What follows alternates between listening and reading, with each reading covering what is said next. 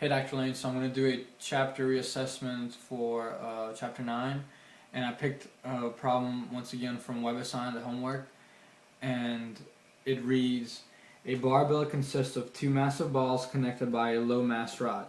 The barbell slides across a low friction icy surface, spinning as it moves, as shown in the diagram. The mass M of each ball is 0.9 kilograms.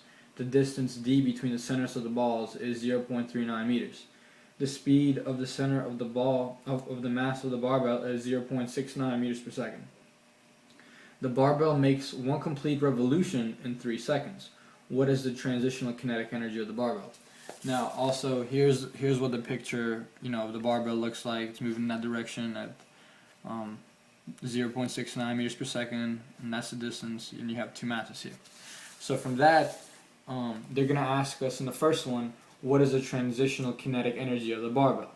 So we just use the transitional kinetic energy formula, which is 1/2 mass total times velocity squared, cm, meaning that it has to be smaller than the speed of light, which it obviously is at 0.69 meters per second. So from that we just plug in what we have, which is each ball is 0.9 kilograms, so you add them up together and you multiply that times 0.69 meters per second.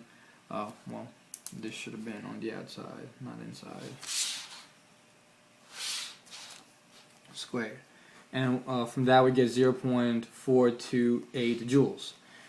The next portion asks, considering only the motion of the barbell relative to the center of mass, what is the speed of one ball as it rotates around the center of the barbell? And we're going to use, well, they're asking you for the velocity, like the rotational velocity.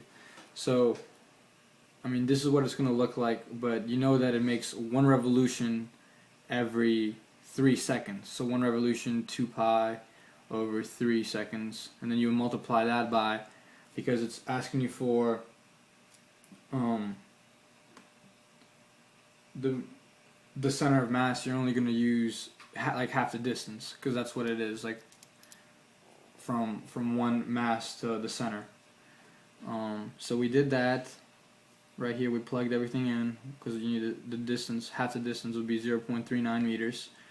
And your 2 and half would cancel, so then you're pretty much only multiplying 3.14, which is pi, times 0.39 meters and dividing by 3 seconds, and that would give you 0.408 meters per second. So that's the rotational velocity.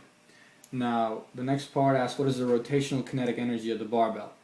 And with this, our usual, you would assume that you would use your usual rotation kinetic energy, which is 1/2 times inertia multiplied by angular velocity squared. But you wouldn't use that here. I'm sorry. Let me see. I wrote it now.